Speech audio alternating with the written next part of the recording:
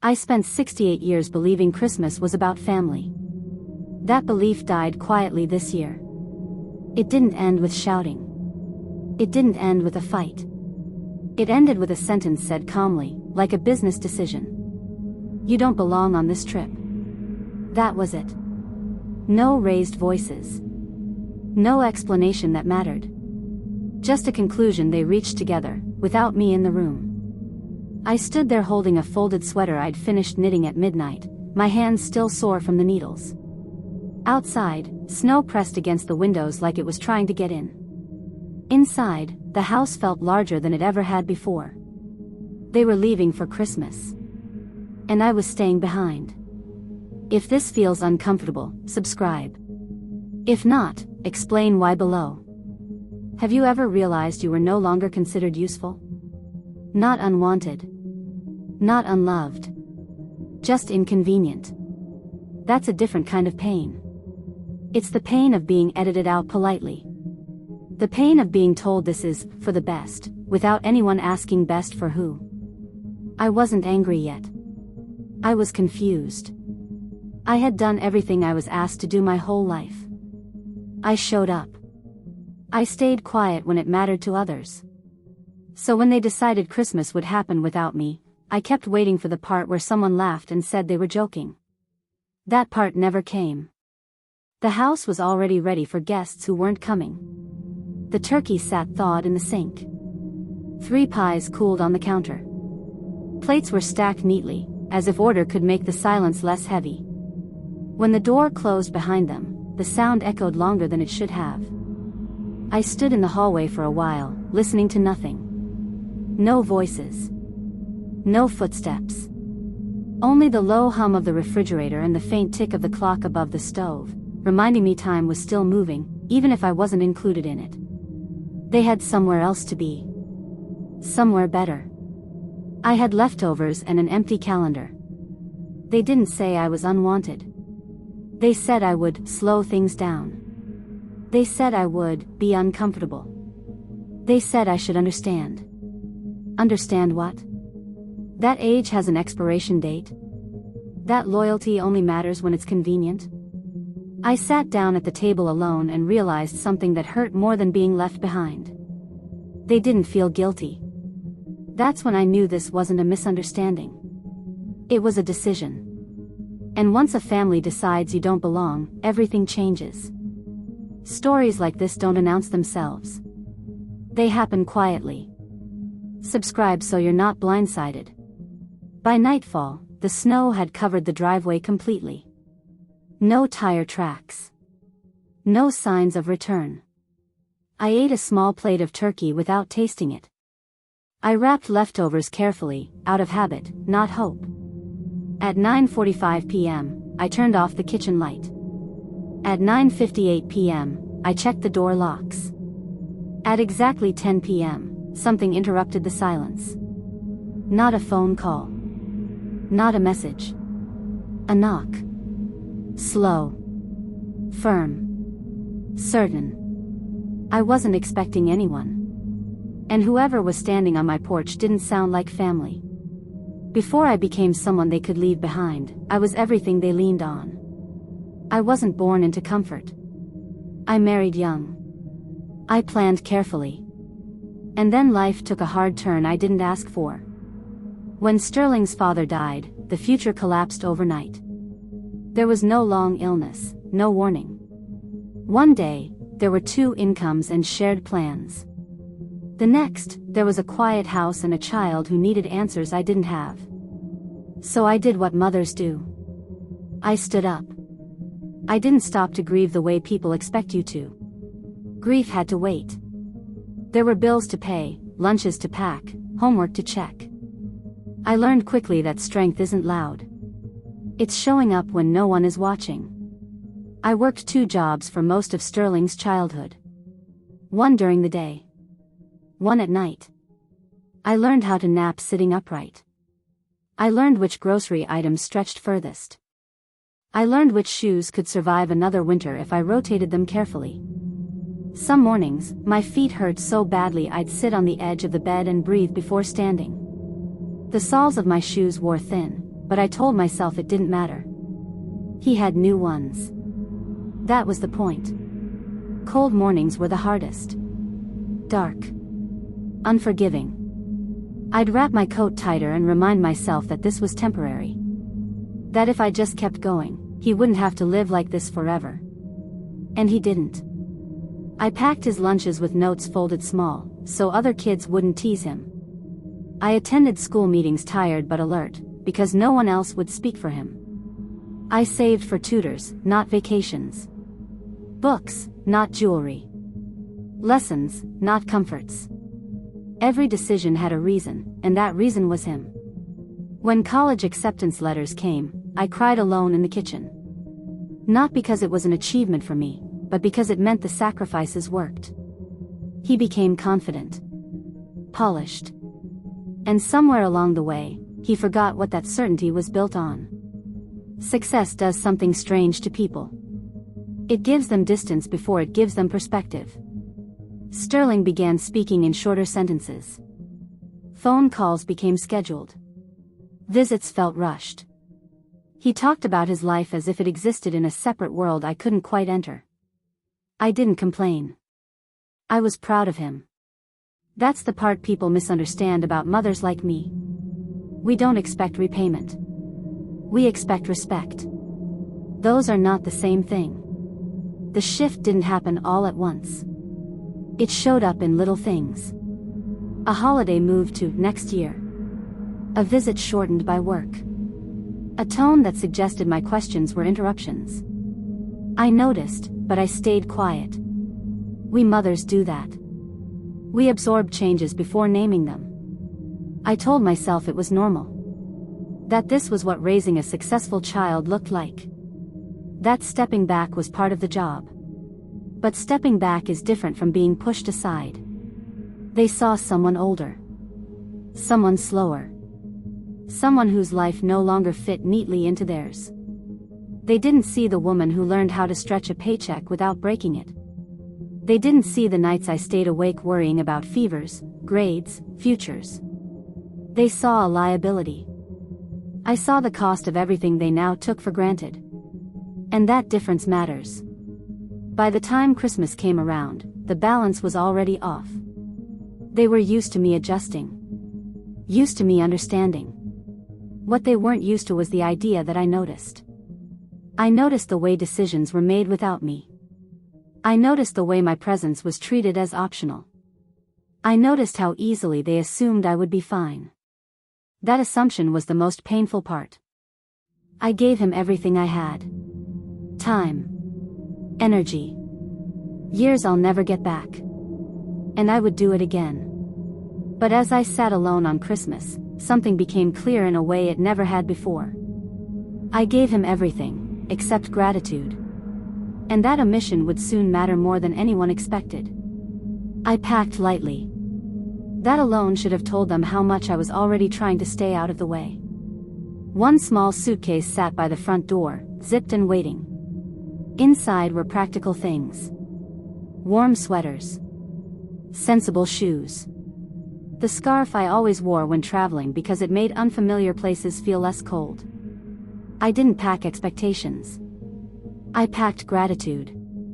I told myself I'd sit by the fire while they enjoyed the slopes. That I'd clap from the sidelines. That I'd be helpful, not demanding. I was ready to fit myself into whatever corner they allowed. The house smelled like pine and roasted spices. Everything looked ready for a holiday that was about to happen somewhere else.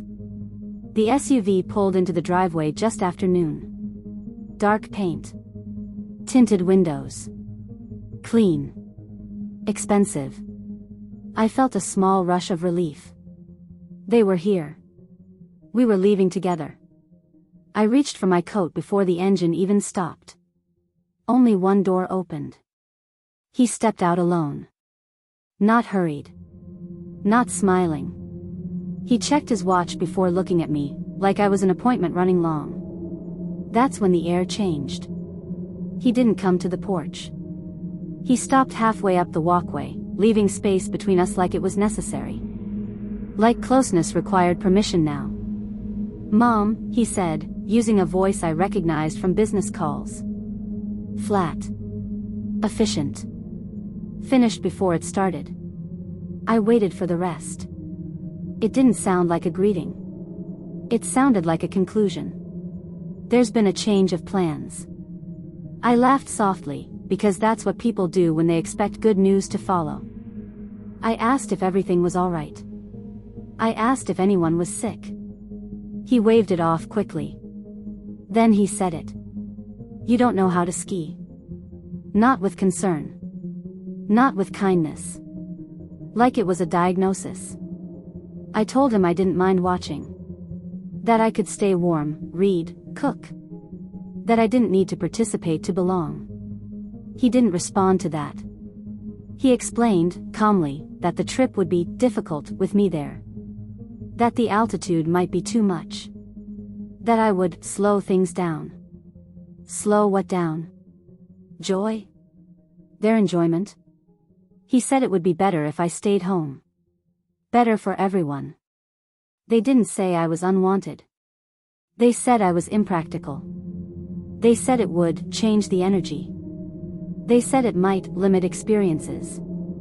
Those words were chosen carefully. Soft edges. No sharp corners. But the meaning was clear. I was the problem. And problems are removed, not accommodated. He reached into his pocket. That gesture still turns my stomach. He pulled out a single bill and held it toward me, smiling like he was being generous. Get yourself something nice, he said. Wine, maybe. You'll have plenty of food anyway. I looked at the bill. $50. Not for groceries. For silence. It was payment. Not support. I didn't refuse it. I didn't know how. My hands moved on instinct and took it, as if rejecting it would make the moment worse. That's how humiliation works. It teaches your body to comply before your mind catches up. Through the window of the SUV, I saw the others. Phones in hand. Music playing. Already somewhere else. No one rolled down a window. No one waved. They didn't need to. The decision had already been made. He said, "Love you," like a habit, not a truth. Then he turned away. The tires crunched against the gravel, slow at first, then faster. The sound faded too quickly, leaving a quiet so complete it felt heavy. I stood there longer than I should have. The cold worked its way through my coat. The door behind me stayed open, like the house was waiting for someone who wasn't coming back. I went inside and locked the door. Not because I was afraid. Because something had ended. I placed the $50 bill on the table and stared at it. It looked small against the wood, out of place, like it didn't belong in my home. The suitcase remained by the door. Packed. Useless. That's when the realization hit, slow and heavy. They hadn't just changed plans. They had changed where I stood in their lives. No phone call followed. No message. The house filled with the kind of quiet that doesn't pass. It settles. It stays. I sat down because standing felt foolish. Outside, the world kept celebrating. Inside, I understood something I hadn't allowed myself to admit before. Being excluded hurts more than being told no. Because exclusion tells you that your presence doesn't matter enough to discuss. I felt something colder.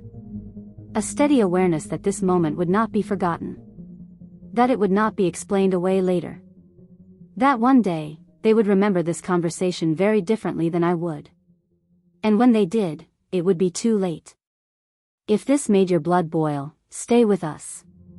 Justice is coming. Christmas morning arrived gently. Snow covered the street in a smooth, unbroken layer, as if no one had walked through it yet. The houses nearby glowed softly, lights still blinking from the night before. Somewhere down the block, I heard laughter spill out through an open door before it closed again. Inside my house, nothing moved. No voices. No footsteps. The quiet wasn't loud. It didn't announce itself. It simply settled in, room by room, until there was nowhere left to avoid it. I sat at the kitchen table and watched steam rise from a mug I didn't feel like drinking from. I cooked anyway. Not because I expected anyone to arrive. Because my hands knew what to do. The turkey went into the oven at the same time it always had. Potatoes were peeled carefully. Stuffing stirred slowly. I moved through the kitchen like someone following instructions written years ago. Cooking had always been how I showed love. So I followed through. When everything was ready, I set one plate on the table. Just one. The extra chairs stayed where they were, pushed in, untouched. The smell filled the house, warm and familiar. And somehow, that made the emptiness sharper. I ate slowly. Not because I was savoring anything, but because stopping felt final. Each bite tasted the same. Dry. Heavy. Unnecessary. I looked at the food left on the counter and realized I'd prepared enough for people who didn't think about me at all. That's when the thought formed, simple and unkind. I had become the leftover. Not thrown away. Just ignored. Set aside for later, if needed. Christmas has a way of magnifying things. Joy feels louder. Loss feels heavier. I tried to distract myself.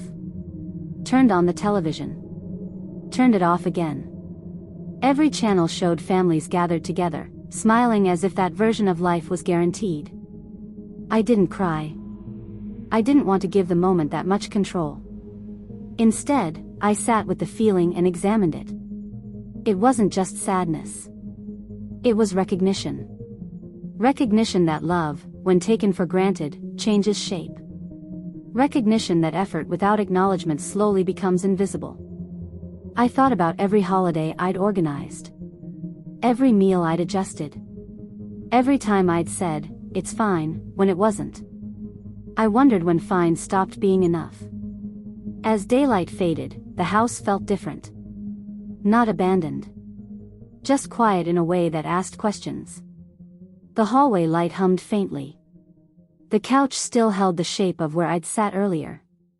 Everything waited patiently, as if expecting me to decide what came next. By evening, the snow reflected the glow from nearby windows. Families gathered inside, protected from the cold, protected from silence. I pulled the curtains closed. I reheated a small plate and ate standing up this time, not bothering with the table. The $50 bill rested on the counter where I'd left it. I hadn't touched it. It felt like proof of something I wasn't ready to name. I didn't tell myself things would get better. I didn't promise myself anything at all. I simply acknowledged where I was. Alone. Unincluded. Aware. By 9:30 p.m., I turned off the lights downstairs. The house went dark except for the faint glow from the street. I checked the doors, out of routine more than concern. I paused in the hallway, listening. Nothing. I told myself the day was nearly over. That I would sleep and let time move forward. I had no idea that this quiet night was about to end in a way that would make every moment before it feel like preparation. I had just reached the bottom step when light spilled across the living room wall. Bright. White. Unmistakably modern. I stopped moving. My house sat on a quiet street. No late visitors. No deliveries. No reason for headlights to cut through the dark at that hour. Then another set appeared. Then another. 3 vehicles pulled into my driveway, one after the other, moving with precision. Their engines were barely audible, but the lights were impossible to ignore. Luxury cars. Black. Polished. I stood still, listening as the engines shut off almost in unison. My heart began to beat faster, not from fear, but from confusion. No one comes to a house like mine at 10 at night unless something has gone wrong. The knock came moments later. Firm. Measured. Certain. It wasn't the kind of knock you ignore. It wasn't the kind that asks permission. It announced presence. I walked to the door slowly, one hand resting against the wall to steady myself. My mind raced through possibilities that made no sense. It wasn't my son. He would have called first. It wasn't neighbors. They would have apologized. This felt official. I unlocked the door and opened it halfway. They stood in a line on my porch. 3 men. All in dark suits. No coats, despite the cold. Their shoes were spotless. Their posture straight. The one in the center held a leather case. None of them smiled. The man in front spoke first. "Mrs. Perry?" I nodded, unable to form words yet. "My name is Theodore Vance. We represent the estate of Silas Thorne." The name struck like a sudden drop. I hadn't heard it spoken aloud in decades. Silas Thorne. The man my mother never talked about. The man who vanished from my life before I could remember his face. I had been told he was dangerous. Wealthy. Unreachable. A chapter best left closed. I swallowed and asked the only question that mattered. "My father?" The man nodded once. "He passed away 2 months ago." I felt the weight of the door behind me and leaned back slightly. No grief came first. Shock did. They asked to come inside. I stepped aside without thinking. Theodore opened the leather case and removed a stack of documents, thick and neatly organized. "Your father left explicit instructions," he said. His holdings were to be converted to liquid assets before any contact was made. He paused. "That process is now complete." He slid one document toward me. "Mrs. Perry, you are the sole heir." I stared at the page, not understanding the words yet. "As of 6 o'clock this evening," he continued, "your net worth stands at $250 million. The room didn't spin. Time didn't slow. Instead, everything felt suddenly sharp. I thought of the turkey. The empty chairs. The $50 bill on the counter. The world hadn't shifted. The balance had. Theodore spoke again, his voice calm, practiced. "Your father followed your life closely. He funded your education anonymously. He monitored your work history. He observed how you raised your son." My hands clenched. "He waited," Theodore said, "until you were tested." Tested. I didn't ask what that meant. I already knew. They weren't there to offer condolences. They were there to initiate a transfer. Keys. Accounts. Access. Control. They spoke of trusts, properties, and holdings that stretched far beyond anything I had ever imagined. One detail cut through everything else. "There is property in Aspen," I said, surprising myself with how steady my voice sounded. Theodore allowed a brief smile. "The largest private residence on Red Mountain," he replied. "Fully staffed. Prepared for your arrival." I thought of the words spoken to me days earlier. "You don't know how to ski." I looked around my modest living room. I looked at the men waiting patiently for my response. And for the first time that day, I felt something close to certainty. This knock didn't come to save me. It came to remind me who I was. Life turns fast. Subscribe so you don't miss the moment it does. They asked what I wanted to do next. I didn't hesitate. I asked for my coat. Outside, the snow reflected the glow of the cars waiting for me. The same driveway that had felt empty hours earlier now felt like a threshold. I stepped forward, not as someone waiting to be included, but as someone about to arrive. The next 48 hours passed without ceremony. No celebration. No disbelief. Just signatures. They spread documents across my dining table, careful not to disturb the place settings I hadn't cleared yet. Forms were explained once. Questions were answered directly. There was no pressure, no rush, only certainty. Every signature carried weight. Each one shifted something I had never been allowed to move before. Accounts opened. Access granted. I didn't feel rich. I felt positioned. They spoke a language I wasn't used to hearing directed at me. Ownership. Final approval. Exclusive authority. Words that had once belonged to other people now came with my name attached. I listened more than I spoke. That has always been my strength. When they asked how I wanted to proceed, I didn't answer immediately. I wanted to understand the shape of what I held before deciding how to use it. That patience surprised them. It didn't surprise me. By the following afternoon, my front door opened again. This time, I was ready. A woman introduced herself as my personal assistant. Another followed as a stylist. Behind them came quiet efficiency, people who moved with purpose and waited for instruction. They didn't ask what I needed. They asked what I preferred. That difference mattered. For the first time in a long while, no one assumed they knew better than I did. They didn't rush me. Boxes were brought in, but nothing was thrown out. Items were catalogued, folded, respected. Even my worn coats were handled gently. "This is your history," the assistant said. "We'll preserve what you want." No one had ever said that to me before. Not history. Not want. I realized then how often my life had been treated as temporary, even by the people who depended on it. When the stylist asked if I wanted to change, I hesitated. I wasn't interested in becoming someone else. I wanted to become visible. The clothes she chose weren't loud. They fit properly. They carried weight without demanding attention. I stood in front of the mirror and recognized the woman looking back at me. She wasn't younger. She was steadier. That evening, I sat with Theodore again. He waited. "What would you like to address first?" he asked.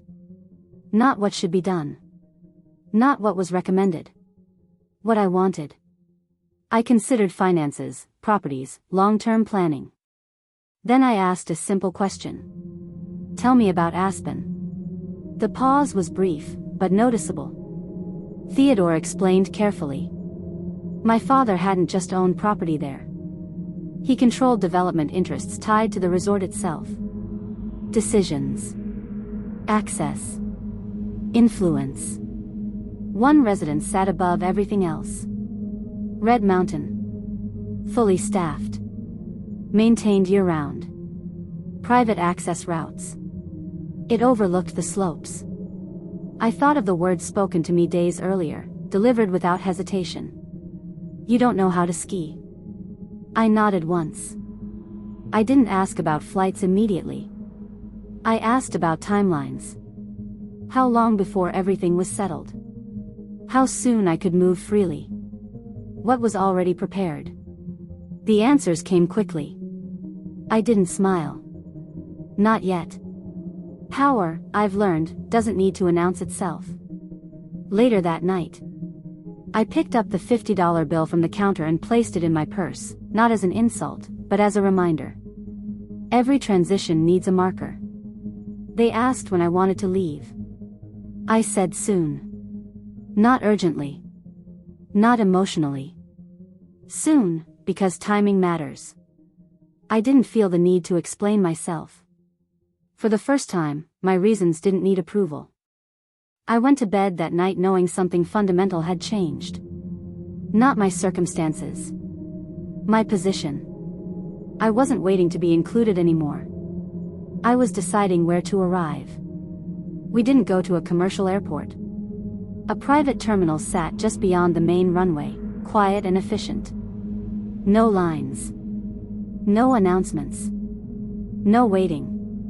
The kind of place where movement is expected, not requested. The jet was already prepared. Its doors stood open, stairs extended, lights glowing softly inside. A crew member greeted me by name, not with enthusiasm, but with respect. That mattered more. The jet lifted smoothly, without drama. From my seat, the city shrank into a pattern of lights and lines. Familiar places became indistinct. Streets I knew by heart flattened into nothing more than paths. I felt no rush. No triumph. Only clarity. I had spent most of my life adjusting myself to fit into spaces that weren't designed with me in mind. Now, the space adjusted to me. That was the difference. Aspen appeared beneath us as a clean stretch of white framed by dark trees. There were no crowds waiting. No chaos. Just vehicles positioned where they were supposed to be. A small convoy stood ready on the tarmac. Doors opened before I reached them. Luggage disappeared without comment. No one asked where I wanted to go. They already knew. The drive up Red Mountain was quiet. The road curved steadily, each turn revealing more distance between where we were going and everything below it. The town receded. The resort lights clustered together like something small and contained. From this height, the slopes looked different. Less impressive. Less exclusive. Just land. The driver said nothing. He didn't need to. The view explained everything. The estate revealed itself gradually. Stone. Glass. Wood. Balanced, not excessive. It didn't compete with the mountain. It belonged there. As we pulled into the drive, the structure seemed to hold its position without effort, like it had always been waiting. Inside, warmth spread evenly. Large windows framed the valley below without trying to impress. The furniture was arranged for use, not display. This wasn't a place designed to be admired from a distance. It was a place designed to last. I walked to the windows and looked down. The resort stretched out beneath me, active and crowded. Skiers moved across the slopes in small clusters. Lines formed near the lifts. Somewhere down there, they were enjoying the holiday they had decided I didn't belong in. From here, it looked smaller than I imagined. Contained. Temporary. I didn't feel anger. I felt perspective. Someone asked if I wanted to rest. I declined. I wanted to stand there longer, not to gloat, but to understand the geometry of the moment. The same place I had been excluded from sat directly below me, framed neatly by glass. I thought of the sentence that had dismissed me so easily. You don't know how to ski. I allowed myself a small, quiet thought. I didn't need skis yet. I needed presence. Staff moved through the house with precision. I was shown the master bedroom. The balcony. The dining space prepared for events that hadn't happened yet. Every detail was complete. Not for attention. For expectation. I changed clothes slowly. Not to impress anyone. Not to prepare for an audience. Simply to align myself with where I was. From the balcony, the resort lights flickered against the snow. Music drifted faintly upward, reaching the mountain too late to matter.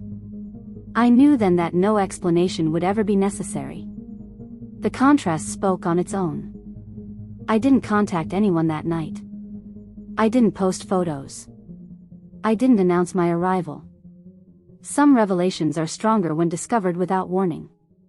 I closed the balcony doors and let the quiet settle in again, this time with purpose. Morning arrived clear and sharp. Light filled the house early, reflecting off the snow in a way that demanded attention. I dressed without haste, choosing clothing that required no explanation. Clean lines. Neutral colors.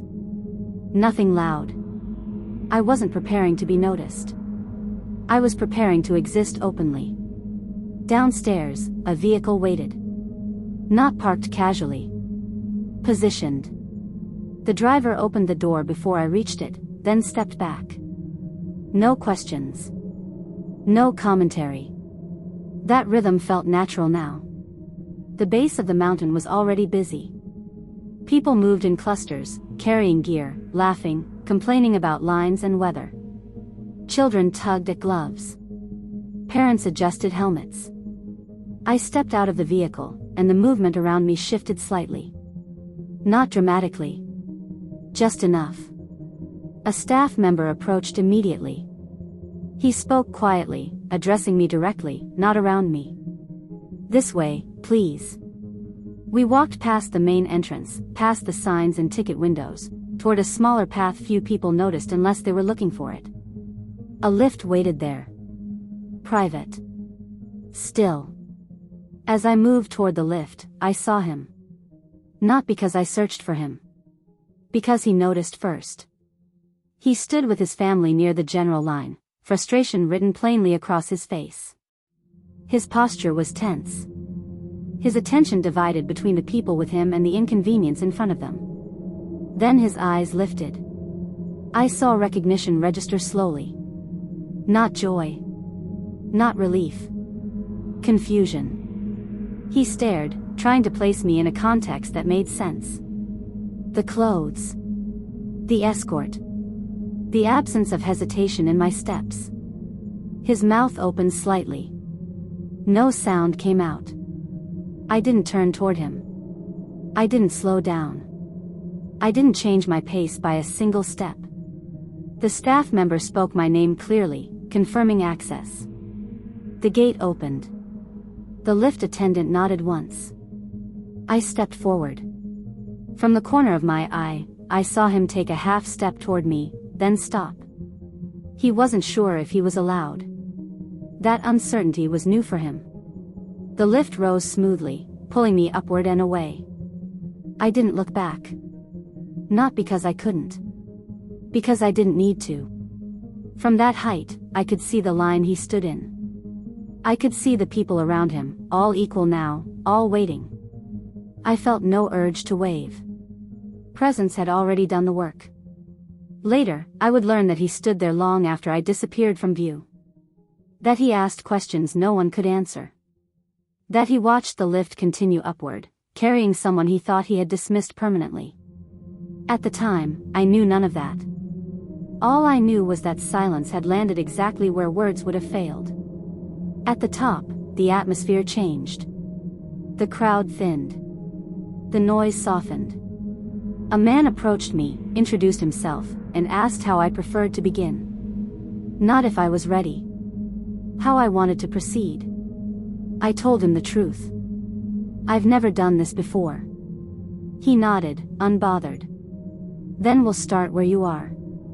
That answer alone was worth the trip. We moved to a quiet section of the slope, away from attention. He explained carefully. Demonstrated once. Then waited. I tried. I failed. I tried again. No one laughed. No one rushed me. Each attempt brought adjustment. Each adjustment brought improvement. I learned balance before speed. Control before confidence. By the time the lesson ended, I was tired, but steady. And something inside me had shifted. Back inside the private lounge, I removed my gloves and sat by the window. Below, the resort continued as if nothing had happened. But I knew better. My phone remained silent on the table. I didn't reach for it. I didn't need confirmation. The image of his face when he recognized me had already settled in my mind. That was enough. That evening, the town looked like a postcard people pay to step into. Lights hung across the street in neat lines. Music drifted out of shops. The air smelled like pine and roasting chestnuts. Couples walked slowly, bundled in expensive coats, smiling as if winter was their personal decoration. The silver vault sat near the center of it all, understated and guarded. No giant sign. No flashy entrance. Just a heavy door, a velvet rope, and a man at the front who didn't look impressed by anyone. This wasn't a restaurant that needed to advertise. If you belonged inside, you already knew. If you didn't, you learned quickly. A black car pulled up smoothly, and the driver opened my door before my shoes touched the street. I stepped out and felt eyes turn without needing to look for them. It wasn't envy I noticed first. It was curiosity. People in Aspen are trained to recognize power even when they don't recognize a face. I adjusted my coat, not for warmth, but for calm. My hair had been styled simply. My jewelry was quiet but unmistakable. Nothing looked loud. Everything looked intentional. I walked forward without pausing. Not because I was in a hurry. Because hesitation invites questions. They were at the front of the line. My son. His wife. I recognized them instantly, but the crowd made them look smaller than they were in my memory. Not physically. Socially. They stood close to the host stand, speaking too fast, smiling too hard. His wife leaned forward with a practiced expression, the kind she uses when she expects doors to open. The man at the rope didn't move. "I'm sorry, ma'am," he said, voice even. "If you're not on the list, you can't enter." She kept talking anyway, as if persistence could replace permission. My son's jaw tightened. He looked around like the world had insulted him personally. Then he saw me. His eyes widened, and his expression shifted through several emotions too quickly to hide. Confusion. Alarm. Need. He stepped forward once, then stopped himself, like he wasn't sure what approach would work. His wife turned and followed his gaze. Her expression changed instantly. Not warmth. Not concern. Calculation. That look told me more than any apology ever could. I stopped beside them, close enough to be heard. I didn't greet them yet. I simply addressed the man at the door in a steady voice. "Good evening." He looked at me, checked a list, and his entire posture softened into formality. "Mrs. Perry. Welcome." The rope opened. No argument. No delay. I stepped forward, then paused, turning slightly as if remembering something. My son took that as an invitation. "Mom," he said quickly. "Wait, please. We've been trying to reach you." I looked at him calmly. "We?" His wife tried to smile. "Eloise, sweetheart," she said, voice bright. "We were worried sick. We saw you at the resort this morning. We didn't understand what was going on." I watched her carefully. She called me sweetheart the way people pat a dog before asking it to perform. "My Christmas was quiet," I said. "Just like you planned." My son flinched. His wife's smile stayed on, but her eyes narrowed slightly, as if she was selecting a new strategy. "Let's talk inside," my son said. "We can explain." I tilted my head. "You can't get inside." His face tightened, embarrassed by the truth. I reached into my purse and brushed my fingers against the folded bill still sitting there. Then I looked at his wife. "He gave me $50, I said softly. "For wine." As if that covered what he did. Her smile finally slipped. "I'm sure he didn't mean it like that," she said too quickly. My son tried to step closer. "Mom," I was stressed. It was last minute. Beatrice's parents invited us. It wasn't personal. It wasn't personal, I repeated, letting the words sit. That was the problem. I turned to the host. "These two can join me for one drink," I said. "Then they leave."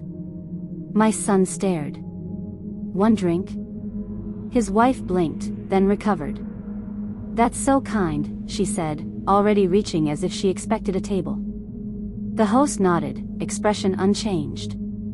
"This way." We walked past people who watched openly now, drawn to tension like it was entertainment. The table set for me sat where I'd requested, central, visible, unavoidable. Anyone entering had to pass it.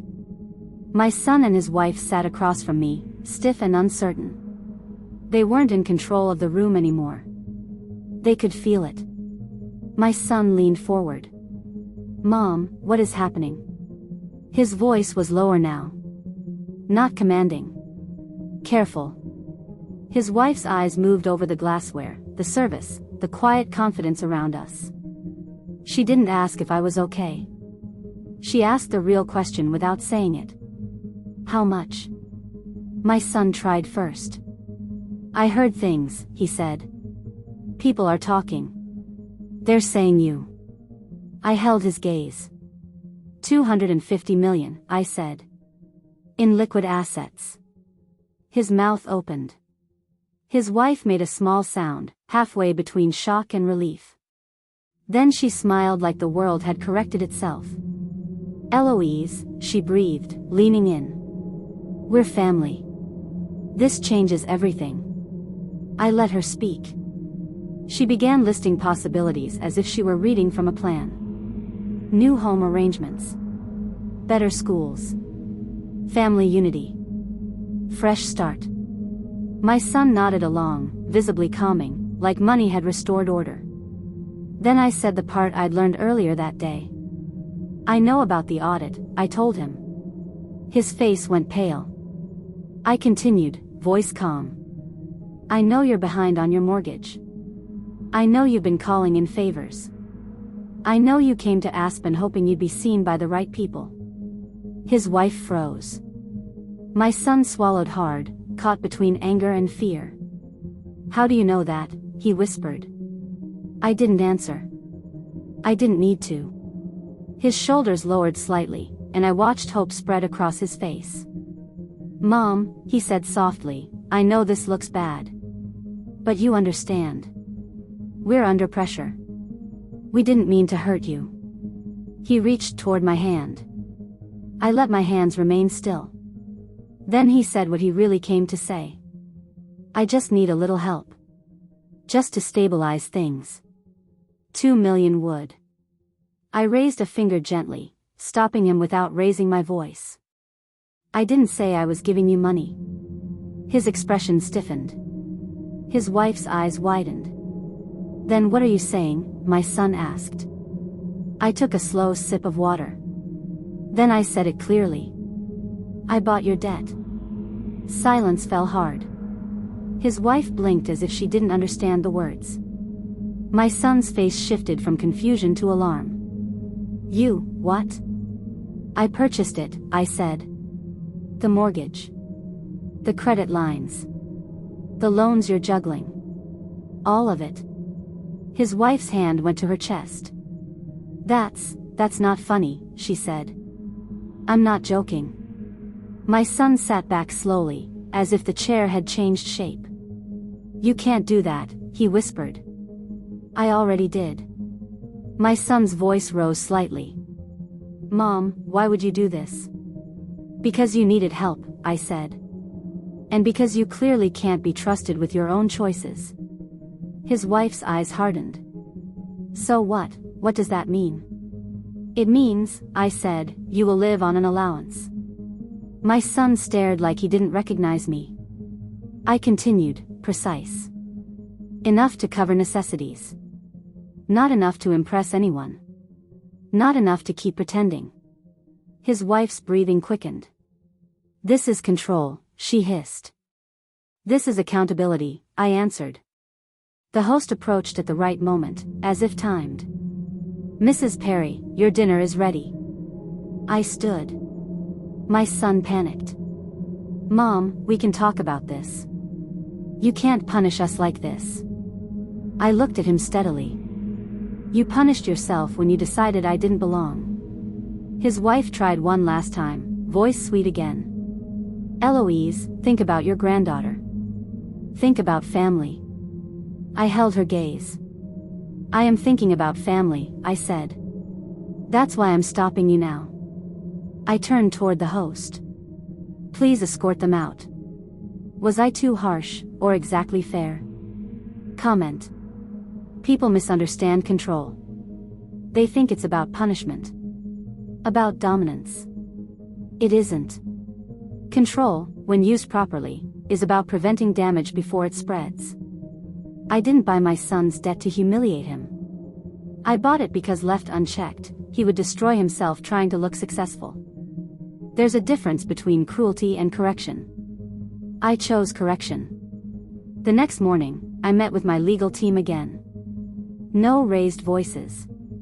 Just structure. We outlined exactly what my son and his wife would receive each month. Housing covered. Utilities paid. Food budget set. Transportation modest but reliable. No excess. No image maintenance. They would live comfortably, but plainly. The kind of life I once lived while raising him. An allowance isn't about restriction. It's about awareness. When money stops arriving freely, choices suddenly matter. Purchases require thought. Priorities rearrange themselves. That's where growth begins. I wanted them to feel the weight of decision-making without being crushed by it. Enough pressure to teach. Not enough to break. That balance took intention. I made one thing clear. This arrangement wasn't permanent. They could earn independence back. But only through responsibility. Steady employment. Transparent finances. No borrowed status. If they proved they could manage their lives without pretending, the structure would loosen. If not, it would remain. Not as leverage. As protection. There was one person I refused to involve in their consequences. My granddaughter. Children should never pay for adult decisions. That's a rule I've lived by. I established a separate trust for her, shielded completely from her parents' access. Education. Healthcare. Security. All guaranteed. Her future would not be used as a bargaining chip. That wasn't control. That was care. They didn't take it well. Anger came first. Accusations followed. They called it betrayal. Manipulation. I listened. I didn't argue. When people lose control, they confuse discomfort with injustice. I had no need to convince them. Reality would do that for me. I reminded my son of something he hadn't heard in years. You're an adult, I told him. That means consequences don't disappear because they're inconvenient. He wanted sympathy. I gave him clarity. I didn't remove his ability to choose. I removed his ability to escape outcomes. New Year's Eve arrived dressed in confidence. The estate was alive before sunset. Staff moved with purpose, not urgency. Tables were arranged precisely. This wasn't a party thrown for noise. It was a gathering designed to be remembered. Invitations had been selective. Business leaders. Investors. Philanthropists. People accustomed to influence recognizing influence. Everyone who entered understood they were stepping into a room where reputations mattered. I dressed without assistance that evening. Not because help wasn't available, but because I wanted to feel present in every decision. The clothes fit perfectly. The jewelry rested without weight. Nothing announced itself. When I entered the main hall, conversations paused briefly, then resumed with a different tone. Eyes followed, but no one stared. They didn't need to. I wasn't there to be admired. I was there to be acknowledged. My son's employer arrived shortly after the first wave of guests. A tall man with silver hair and a voice people listened to. He shook my hand firmly and thanked me for the invitation. We spoke about investments. About long-term planning. He spoke freely. He had no idea who I was to my son. Yet. They arrived later than most. My son and his wife entered the room already unsettled. Their clothes were expensive, but the fit was wrong. Not tailored. Rushed. Their posture betrayed them. They scanned the room immediately, looking for someone to anchor them. They found me instead. Relief crossed my son's face first. Then concern. Then calculation. His wife's smile appeared, practiced and brittle. They approached carefully, as if unsure what rules applied here. "Mom," my son said quietly.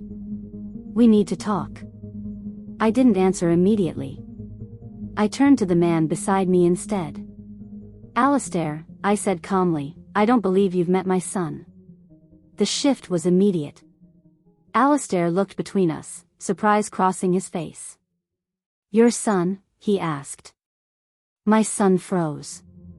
"Yes," I said. "Sterling." The silence that followed wasn't awkward. It was informative. Alistair's expression sharpened.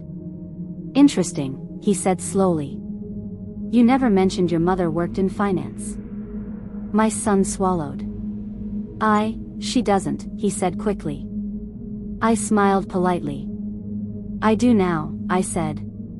Alistair's attention remained fixed on my son. I was under the impression, he said evenly, that your mother was no longer active. My son's wife stepped in. There's been confusion, she said lightly. Family matters. Alistair raised a hand. No, he said. There hasn't. He turned to me. Your son told the firm you had moved into assisted care. The words landed without force. That made them worse. Conversations nearby slowed. People noticed the shift. They always do. My son's face drained of color. That's not, he started. I didn't interrupt him.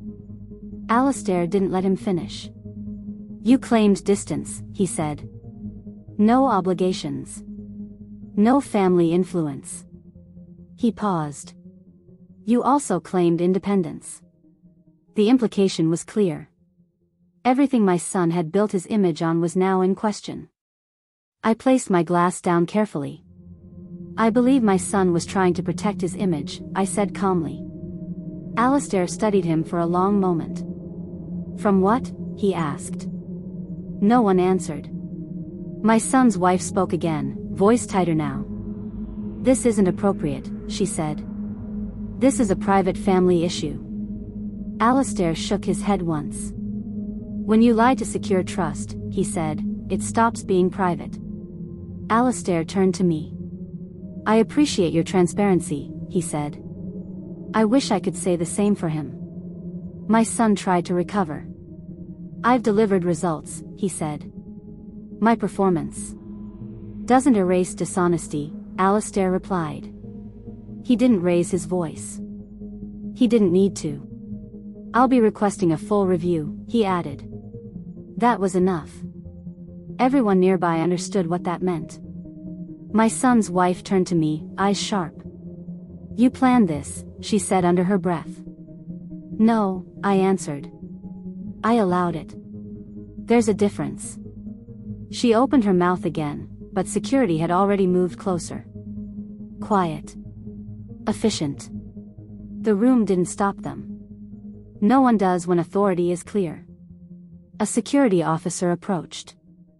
Mr. and Mrs. Perry, he said, respectful but firm. We'll need to escort you out. My son stared at me. You're letting this happen? He asked. I met his gaze evenly. You earned it. He didn't argue. He couldn't. As they were guided toward the exit, the room slowly resumed its rhythm. Conversations restarted, but with a sharper awareness. Everyone had just learned something. I remained where I was. Guests approached again, offering quiet remarks. No sympathy. No curiosity. Respect. That was the difference. When the countdown to midnight began, I stood near the balcony, looking out over the valley. Fireworks waited to be lit. So did consequences. People think humiliation comes from cruelty. It doesn't. It comes from truth arriving in a room full of witnesses. My son learned that night that lies don't disappear. They wait. And when they surface, they take everything with them. Midnight arrived without urgency. I stood on the balcony as the first fireworks split the sky open, color spilling across the snow below. The sound followed a second later, distant and controlled, like it respected the mountain it echoed against. Guests counted down together inside.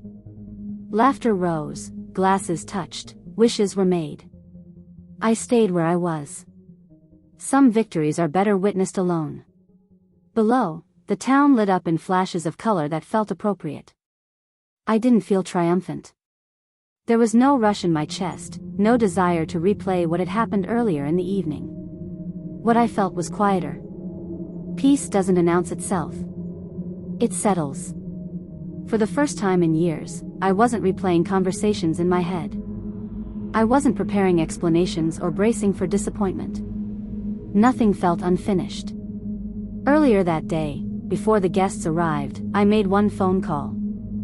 Not to my son. I called a local shelter. The turkey that had once sat untouched on my counter had been donated days ago. Warm meals served to people who didn't debate whether I belonged at their table. No announcement was made. No credit taken. Some gestures are meant to remain quiet. I used to believe patience was always rewarded.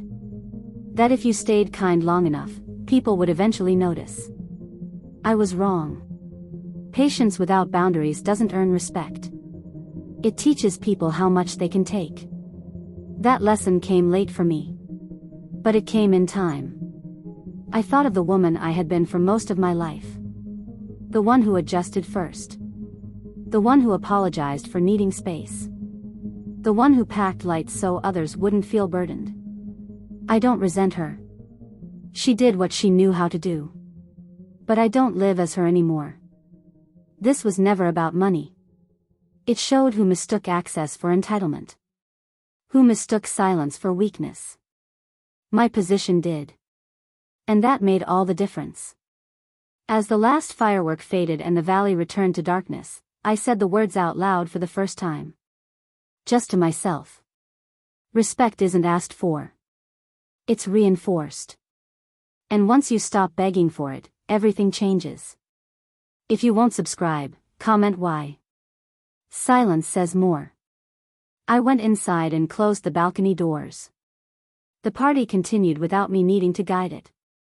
Guests enjoyed what they came for. I poured a glass of water and sat down. Tomorrow would arrive without drama. And when it did, would meet it on my own terms as someone who finally understood her worth.